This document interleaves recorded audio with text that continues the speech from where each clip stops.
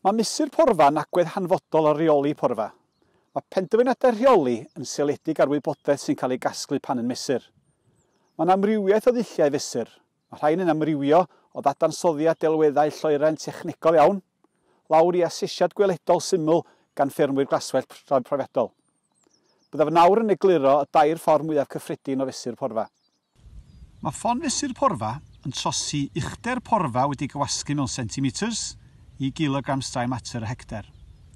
Byddwn ni'n cywasgu'r porfa gyda clipffwrdd ac yn darllen mesuriad oddi ar y ffon fesur. Rydym yn cofnodi'r mesuriad ac yn cymryd mesuriadau eraill ac yn cyfrifo cyfartaledd i gael mesuriad i gynrychioli'r cae. Mae defnydd o ffon fesur porfa yn gyflwyniad gwych i fesur porfa ac yn gymorth i ddeall uchder porfeydd. Mae plas fesurydd hefyd yn trosi uchder mewn centimeters i kilogram straen mater y hectar. Ond mae'n galluogi ni gymryd nifer o fesuriadau yn gyflym a mae'n gweithio allan cyfartaledd yn awtomatig.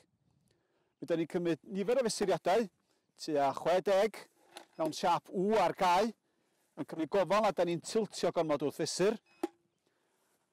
Ac yna, wedyn ni gymryd mesuriadau,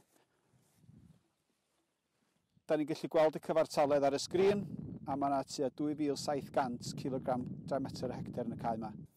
Dull arall ydy dori a phwyso. Dyma lle da ni'n defnyddio quadrant 50 cm wrth 50 cm ar ran sy'n cynrychioli'r cae. Da ni'n torri'r glaswellt o fewn y quadrant hyd at 3-4 cm, sef yr uchder pori. Da ni'n casglu'r glaswellt i gyd mwyn i bwyso, mwyn i drosi i kilogram straen mater y hectar. Yn yr esiampl yma, mae yna 140 gram. Da ni'n llosi'r ffigwr yma efo amcamgyfrif mater sych o 20 ac yn eliosi eto efo 1.4 i'w drosi maint y quadrant i hectars.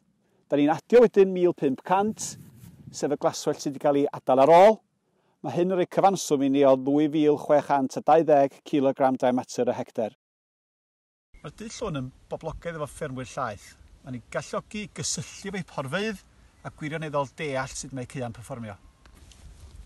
Yn y fideo nesaf, mi fyddai'n egluro sut mae'r gwybodaeth sydd wedi cael ei gasglu yn cael ei ddefnyddio i gyfrifo y bwyd sydd ar gael ar fferm.